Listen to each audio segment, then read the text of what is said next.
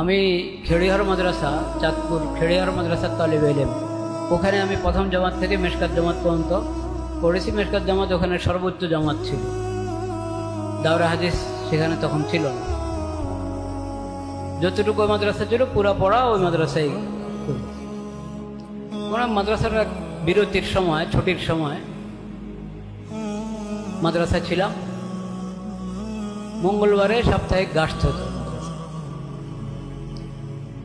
বাহির থেকেও এক ভাই তবলিগের সাথী, জেনারেল শিক্ষিত তবলিগের সাথী, উনিও গাছের দিন আসতেন। ছুটিতে উনি মাদ্রাসা যে বিরতি উনি জানেন না, এসেছেন। আমরা দু একজন ছিলাম। তো ওটা খেয়াল ছিল না যে আসরের পরে মাদ্রাসার বিরতি হলেও গাছের তো আর বিরতি হওয়ার দরকার নেই। মঙ্গলবারে যখন গাছ করা দরকার ছিল আমাদের, খেয়াল করিনি। নামাজের পরে কামরা চলে এসেছে। তো উনি আসলেন, দেখা করলেন আমাদের সাথে। উনি একটা প্রশ্ন করলেন, আমি তখন কি পড়ি, সরজামি না সরবেকা কাফিয়া মনে নেই।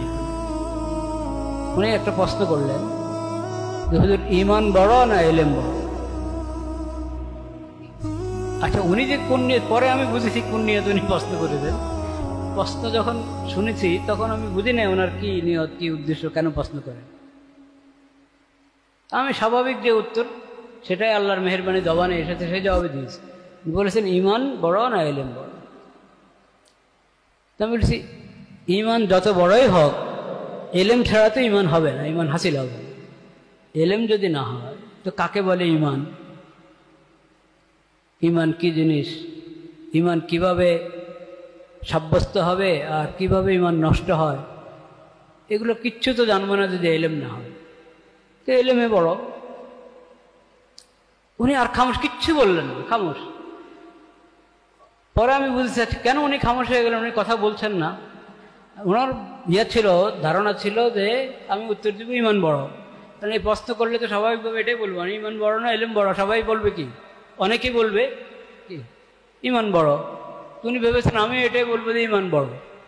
তাহলে এরপরে উনি হয়তো ওয়াজ করবেন, আমাদেরকে তবলিগের গুরুত্ব বলবেন। হ্যাঁ, কারণ ও কিছু ভাই মনে করে যে ঈমান আর তবলিগ দুটোটা এক কথা, মানে তবলিগ হলে ঈমান, ঈমান হলে তবলিগ। তবলিগ মানে প্রচলিত তবলিগ।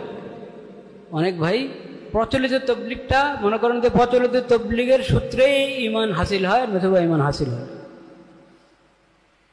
প্রচলিত তবলিগ বলতে তবলিগ জামাতের